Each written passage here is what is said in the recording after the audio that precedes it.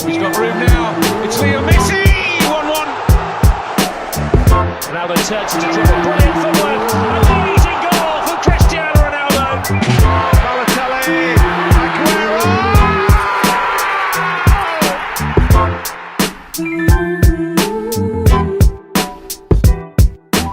Hello and welcome to the Sport Freaks podcast.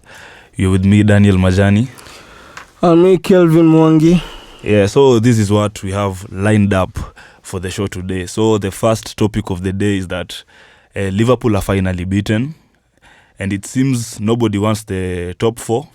And then we'll be discussing about the cracker in the form of the El Clasico that was just played the other day.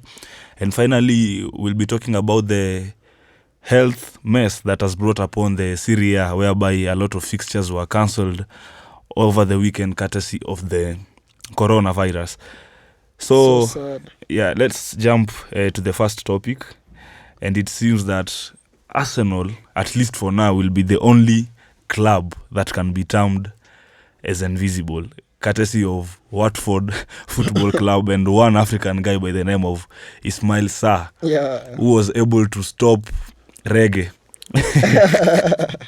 Yeah, Ismail Sarr destroyed them badly. I mean, no VR needed for that game. Mm-hmm. Everything a very clean win. Yeah. Hey, and it seems that Liverpool were actually shocked. Nobody believed that Watford will be the club that will finally end Liverpool's illustrious unbeaten run. And not just ending it but also the manner of which it was ended. Because I remember last season, when Manchester City were also having that 18-game unbeaten run, the run was ended, I think, by a 1-0 loss. I don't remember the side, but it was a 1-0. Yeah. But 3-0 for Liverpool. It was a 1-0 by West Ham. Well, It's Lanzini who scored. Uh-huh. Yeah. Now that can make at least you say these guys were champions. But 3-0, do you feel like maybe this is a start of a poor run by Liverpool, or maybe it was just like a trip on the leg and maybe they'll be back again? To me, that's a bad day in office. Mm-hmm. It's just another bad day in office for Liverpool. I remember last season in the Champions League, they were playing Partizan, Mm-hmm. and Partizan humbled them another 3-0 score, and they couldn't do anything in the match with all their stars, including the whole first 11 was there, but they eventually went on and won the Champions League. So I think for me they'll bounce back, and Chelsea, who they are facing in the FA Cup, should be very worried, Mm-hmm. because I think Liverpool will be there for revenge. It's just a bad day in office, according to me. But what makes me say it's not just a bad day in the office is because the kind of performances Liverpool have been having over the last 1 week, since that 1-0 loss by Atletico Madrid. Okay, don't also forget that they really struggled to beat West Ham with that comeback, and now Watford. So what's their next game? I think it's Everton, the Merseyside derby, which Everton have not been able to win for the last 20 years, since 1999. I don't know if they'll be also add assault to injury by also beating Liverpool, but it seems as of now, Arsenal Football Club will remain the only club in the Premier League history to go a season unbeaten, and also to receive the golden Premier League title. Yeah. I saw someone joking somewhere that Arsenal have put plans in place to construct a statue for Sarr alongside Thierry Henry outside the stadium, because that guy is a hero. Arsenal fans were very worried, by the way, because we weren't worried. We were you just are worried waiting. because that's that unbeaten title is the only thing we that, claim in yes, this football. for the last since 30 the last years. time you won the Premier League title. 15 years Yeah. ago. Every Arsenal fan usually uses like that line to say we are unbeaten, nobody can match that. So okay, I have to give Watford a very big congratulations, especially from a Manchester United fan like me. I was really praying for the day that Liverpool will finally lose a match, and the manner in which Liverpool lost that match makes it even better. In fact, everyone was pathetic in that game. I couldn't believe that it was Van Dijk playing. They made a lot of errors at the back. Then the forward line of Salah, Firmino and Mane, they looked like they were out of place in that game. Yes, it was almost like Lingard, Welbeck and Bebe. For that That's the worst front line ever in the Premier League. Yes. So that's a very massive kudos for Watford. And maybe let's hope. Let's see where Liverpool will be heading, because it looks like they've already wrapped up the league. It's just like a matter of time to when they'll be crowned champion. Actually, I feel like I'd really wish if Liverpool lost their first match around January, because if it was January, then I tell you maybe City have a chance. But nothing changes. Nothing changes, because even Man City are facing their tricky times also. Yeah. Now Liverpool have to lose 7 games so that title can be won by another club. That's impossible. That will be very hard. So our next topic has to be that positive run that's going on at Old Trafford. Nothing positive. That's a hater speaking, but I've actually begun becoming lenient to Ole Gunnar. I don't think it's me alone, but a lot of Manchester United fans actually right now, they have a new lease of hope. I don't know if that hope has been brought by Bruno Fernandes, or Ole Gunnar seems to be getting things right. Actually, Ole Gunnar has been getting a lot of praises from other managers, with the latest one coming from Ancelotti, saying that he's seeing what he's trying to do at the club and he should be given time. But Pep Guardiola did the same, Klopp did the same. So do you feel like Manchester United should give Ole Gunnar time, or Ole Gunnar is just not the right man? What do you think about the whole situation at United? I think Ole Gunnar is never the right or the wrong man. To me, Manchester with or without Ole Gunnar is just Manchester. Right now, you are at a dead end. Yeah, to me, you've had shifting and changing of managers for the last couple of years since Ferguson left. Nothing really amazes us. Every other season just look like a normal club, like a top 6 club. Now it's never like a top 2 club. And you can bear me witness to that, because you've bought all this league for a couple of years now. And we earned those leagues. We earned them. Yeah, but now let's not talk too much about history.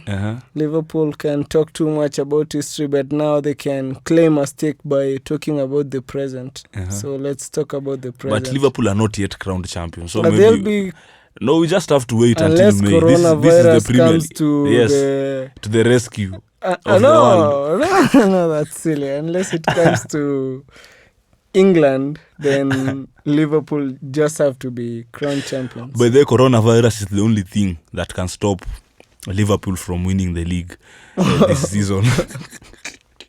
So for me, talking about Ole actually makes me sad as a Manchester United fan, because Ole has made a lot of bad decisions over the time that he has been at United that have actually cost us a lot of points, from poor fielding for games, and also decision making regarding how long it takes for him to do substitution, or the kind of substitution that he makes in a particular match. But I feel what has been putting Ole on the map right now is the coming of Bruno Fernandes. We call him the Portuguese Magnifico. Came from Sporting just like Cristiano, and he's doing things right for the club at the moment. But what makes me think that a lot of Manchester United fans are very funny is thinking that since they have Bruno Fernandes, they don't need Pogba anymore. Because a lot of Manchester United fans are talking about how Pogba is not committed to the club, and how Bruno Fernandes has come in and within 3 weeks he has been able to do things that Pogba hasn't done in 2 years or so that he has been at the club. And I feel like a lot of Manchester United fans are very wrong about that perspective, because if you look like a club, for example, let me give an example with Manchester City. They have quality. It's quality that makes them who they are. And I'd give you an example with the other fixture where they played Madrid. Yeah. They won the game, but Sterling didn't start, Aguero didn't start. And now that's why I'm against these fans that are talking about we don't need Pogba anymore in the club. Because if you have Pogba, okay, God forbid, but what happens if Bruno Fernandes maybe gets injured next season with the kind of injury that Pogba has this season? You see, now we'll be looking to go back to the market and also getting another person to come in and fill in the shoes. So for Ole, okay, I can't say Ole out because I feel like as a club, Manchester United have decided to back the man up and be behind him and support him in everything that he does.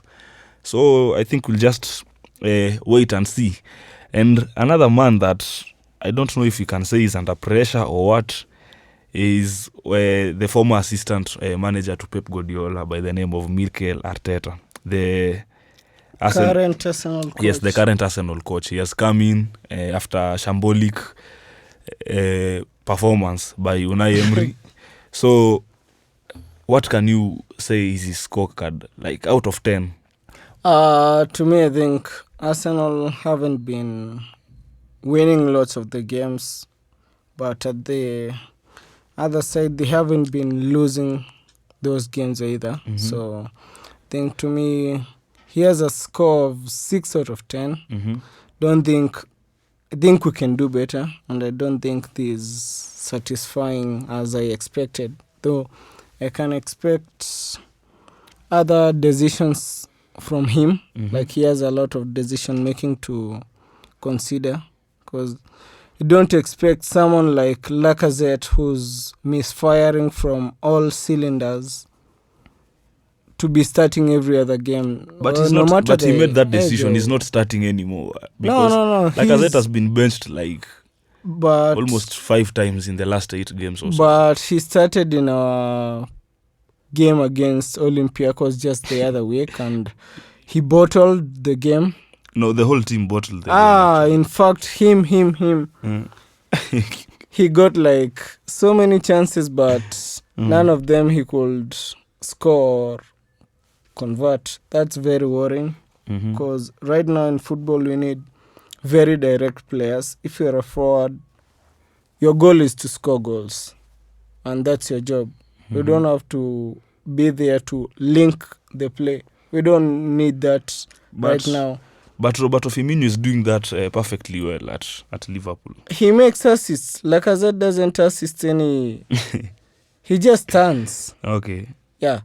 So Mikel Arteta has a lot of decision making, and I can say he has improved the atmosphere. That's what is very important for the team. When they have a good atmosphere, they feel confident. And seeing players like Nicolas Pepe is becoming more direct with the final third. He's not dribbling too much, going home as he used to do. And Unai Emery, now he's playing some good football in some way. And Ozil has been very direct.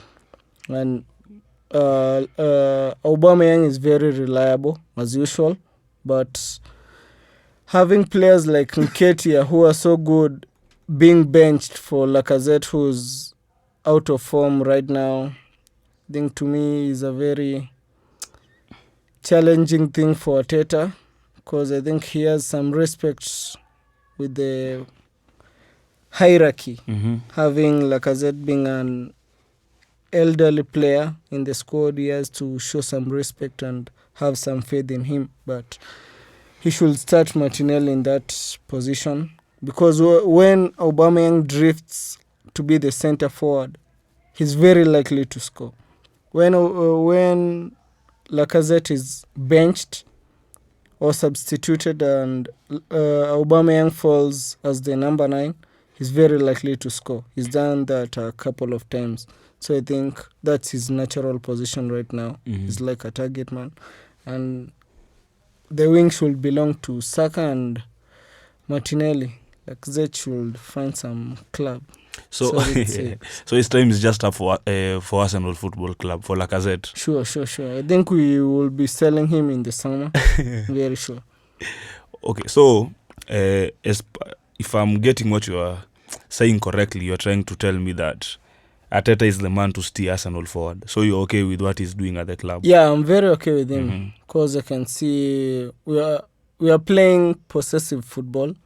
That's one thing as an Arsenal fan we credit our team to.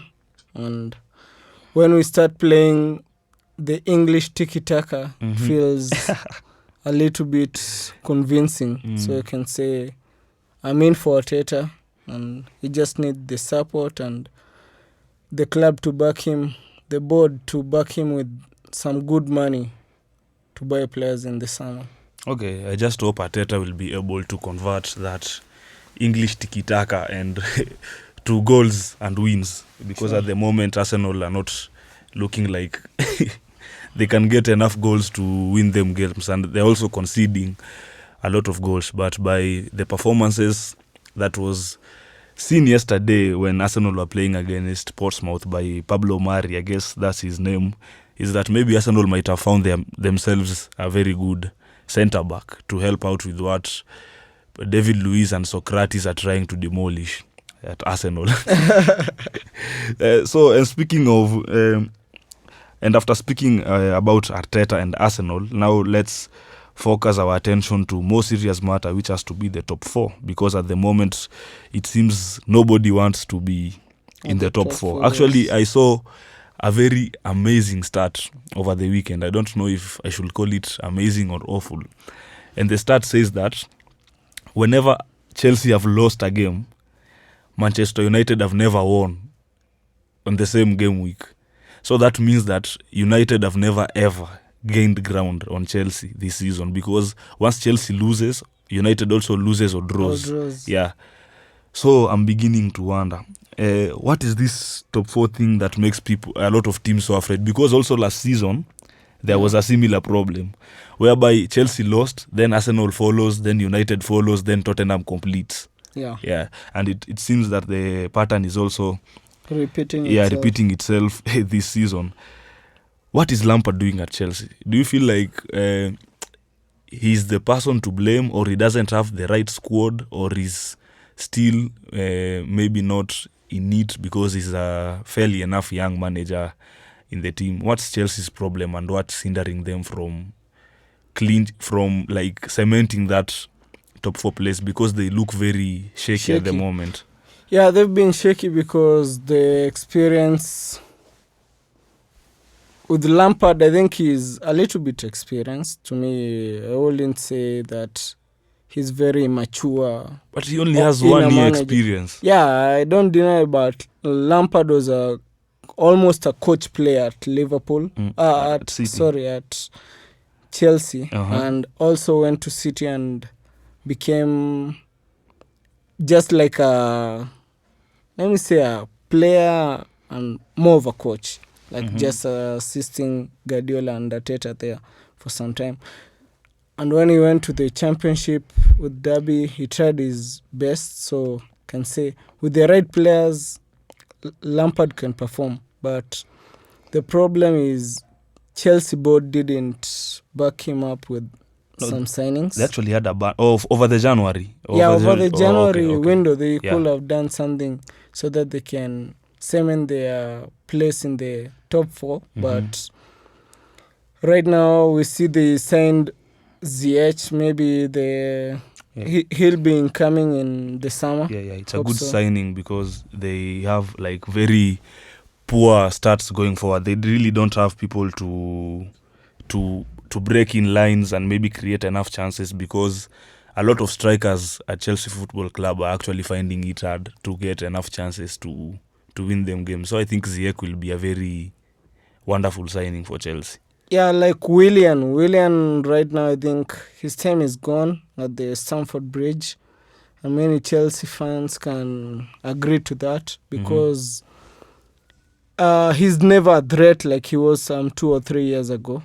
And from the wing, players right now are very deadly when you look at wingers in other clubs. So Chelsea having Ziyech on the wing, on the right wing, with all the crosses they can bring to Tammy Abraham or whoever the striker they might buy in the summer. Because I think with Giroud, Giroud might search for a club, and Chelsea will be short of forwards. So I think Ziyech working with any forward, he can be really a good player from the wing to cross the ball, because that's what Chelsea type of player is. I actually agree with you to some extent. I feel like it's very harsh to judge Lampard with this season because he's dealing with a very young squad. At the same time, he has promoted a lot of youth, which usually never used to happen at Chelsea before he came in, because they were really relying in buying people. Yeah. So Chelsea also have a good number of young players also that are out on loan. They actually have a very good midfielder playing for Atalanta in Serie A. I just forgotten his name, but he's a very, very wonderful midfielder. So for me, I have to say that Lampard needs to be given time and money. And that money has to be for revamping that Chelsea squad, because I feel a lot of people just need to leave the club. I'm speaking about the likes of Willian, the likes of Pedro, Giroud, and they also need some reinforcements in key areas, especially the fullback position, where they have Alonso and Azpilicueta, who really need to be... I actually feel like they need a centre-back more than a fullback, because Chelsea really concede very shameful goals. That's true. They really concede very shameful, and I don't know what happened to N'Golo Kante this season. He also, I'm not sure if Sarri really wasted him by shifting his position, because right now I really don't know what's Kante's favorite position. I don't know if he's playing as a 6 or as a 8 or is just given a free role, but I feel Chelsea need a very commanding centre-back. Maybe it will be good if maybe they go for Koulibaly, since he also seems like he's out of Napoli at the moment. He's a very good... They need a leader at the back. That's what I'm trying to say. They really need a leader like Terry. Because since losing Terry, they haven't had someone to command the back line. Exactly. Yeah. So for Azpilicueta, I think his position is sorted, because Reece James is a fairly very young, talented right back who's coming up. So I see they're being linked with Alex Telles from FC Porto. Yeah. I think Chelsea was scared by Chilwell's price tag. English players are very expensive. But in all fairness, I can tell you, Telles is way better than Chilwell. I've seen him play a lot of games, and he's a very good left back. Sure. So in case he comes, that will be a very good addition. So since they've signed Ziyech, I think Ziyech will perform way better centrally, not as a winger, but as a 10, because they've never had a 10 since Mata joined United. And now Hazard has never been a 10. Hazard has been a winger all along. Hazard was just good in the front three, playing wing and the 10. But anyway, they've never had a strict number 10. But Ziyech also can't play like a real number 10. But even in Ajax, he hasn't been a number 10. He's just been a winger that drifts to the number 10 position. Yes, but I think he can... how can I put it? They have Mason Mount. He can adapt. No, but Ziyech can adapt as a 10. Personally, I feel like if Ziyech is played as a 10, then Pulisic comes back from injury. He plays at the wing. On the left wing, and now they get they've been linked with Sancho for the longest time. Maybe if they get a right wing and also a number 9, because I don't think Tammy Abraham is a number 9 that can win you titles. To me, the number 9 Chelsea should buy, I think, could be Raul Jimenez. Yeah. Jimenez is Premier League proven, and you saw the other... And very clinical as well. You saw the other day, the weekend, how he made Tanganga. He made Tanganga to Tangatanga. Yeah. All over. Like he kissed the floor. Yes. It's very shameful. Yeah. And you can see his type of play. He's a good point man, but he's also very tireless and likes to dribble past the defenders. He's not just a goal poacher. He also has the work rate that's needed. And Chelsea having him and a person like Telles to cross to him and Ziyech on the other wing, it could be very good for Chelsea. But right now, let's not blame Lampard. I think, with all fairness, let's give him a benefit of doubt till the next season. Yeah. So just as we wrap up that Premier League talk, I'll just have to outline what's actually going on in the Premier League. And Liverpool so far still the runaway leaders with 79 points heading the pack. I think that's 22 more points than Manchester City. So the league is just as well as done. So that Champions League place is actually looks more secured by City because Leicester have actually dipped in form. So that's put them like 8 points clear of Manchester United, who are 5th, and 5 points only before Chelsea maybe finally managed to catch up. So Wolves finished the top 6 race and they are tied on points, with Manchester United only being separated by goal difference. And just to mention, because there are other clubs that they are not in the top 6 and maybe they not feel. Why are you looking at me? I don't want to have a beef with Arsenal people, so I just give them a special mention for those who don't know that, so that they can know they are in the 10th position. Oh, to know we are still in the league. But the difference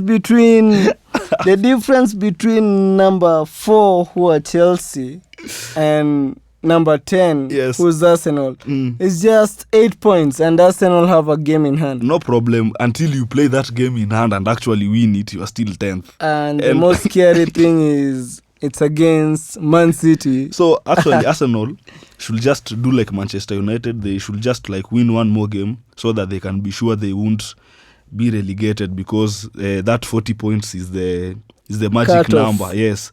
But the good thing is that together with their very bitter rivals in the name of Tottenham Hotspur, they're actually in the same bracket. So let's wait and see. But what we actually know is that the table keeps on changing week in, week out. Yeah. And let's see where they'll be heading at the end of the season. And the most crazy thing is the level of defense in the Premier League. Right now, I think it's harder than ever, because you can see the top scorers just have 17 goals. Maybe it's becoming hard to score in the Premier League. Last season, we saw the top scorers finish with 22 goals each. The 3 African players, Mane, Aubameyang, and Salah. But now we have the top scorers, 2 of them at 17 goals, Aubameyang and Jamie Vardy, and it looks very unlikely for forwards to score right now in the Premier League. Yeah. Diego Jota is the man in form. He's been scoring goals for fun in the Europa League and coming to the Premier League. But the other appointment haven't been scoring too much. Those who are at the top scoring positions like Ings and Vardy and Aguero.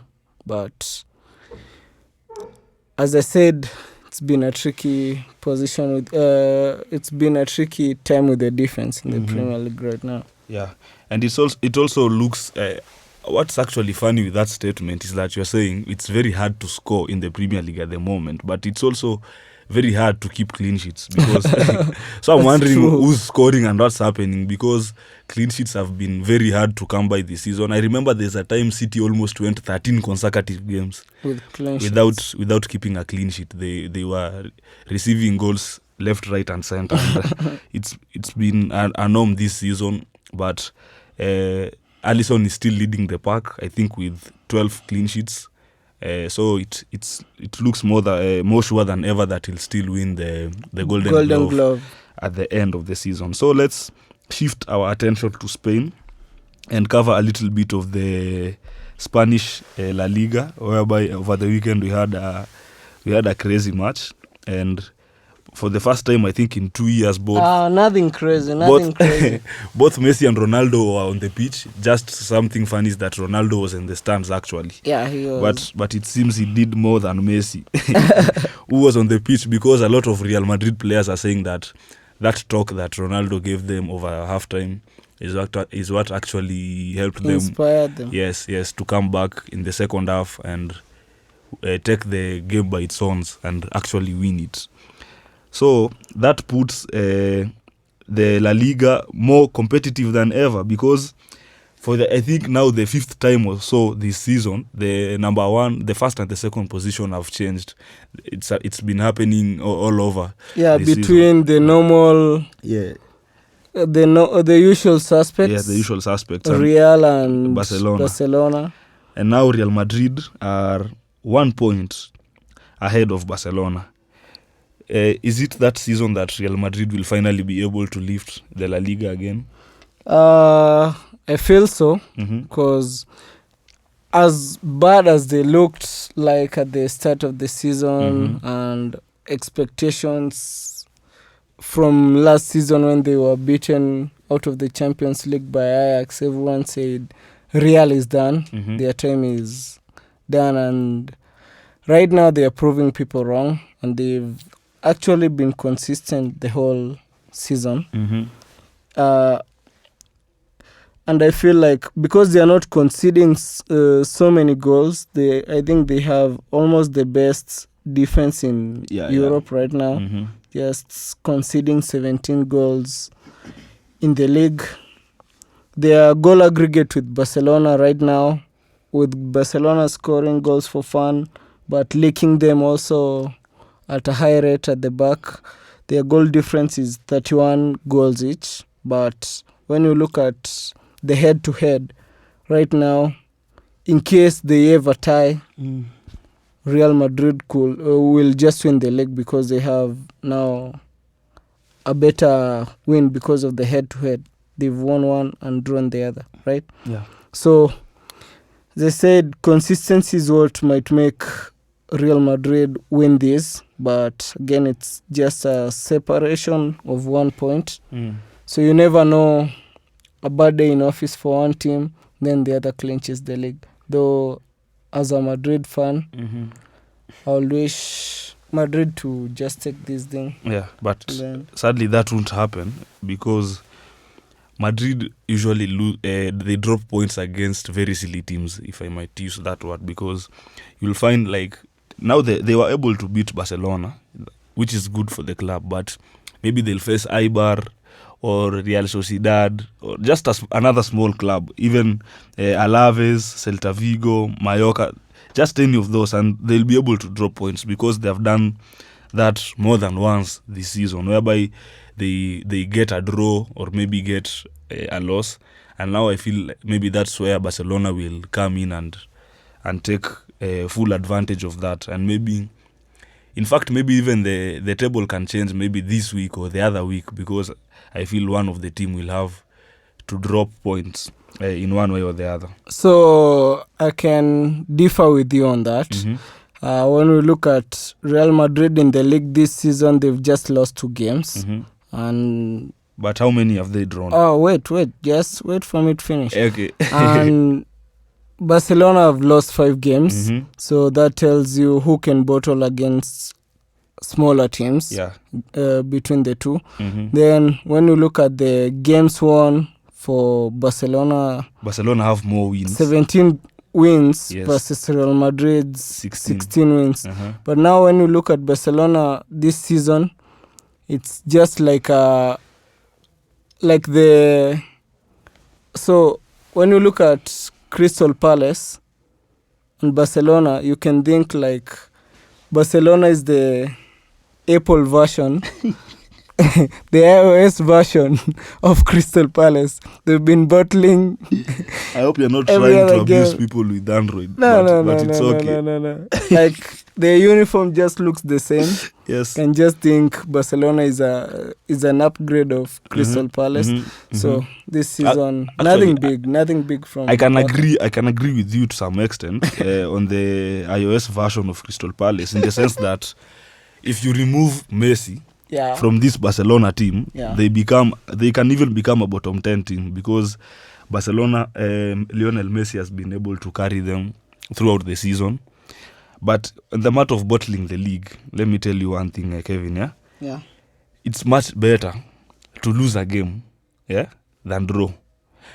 and I'll prove you on that that I'm right with an example of Chelsea and of Manchester United and Arsenal. Yeah, We have lost more games than you guys, sure. but we're ahead of you because, drawing makes people become contented with the results. That's why I hate drawing. I actually prefer losing, because once you draw, you don't realize that you are losing ground. You'll just say, we did not lose. I'm with you on that. Yeah, we did not lose. That's why I feel, since Real Madrid they've drawn actually 4 more games than Barcelona.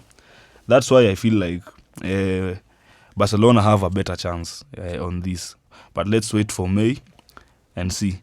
Now, coming to the last matter of the day, it has to be what's happening in Italy, and it's not pretty good, keeping in mind that health condition that has brought panic across the world. It's actually not just in the Serie A, because a lot of sporting events are being cancelled. I saw the other day that even the MotoGP that was to happen this weekend won't be done because of the fears of coronavirus. Yeah.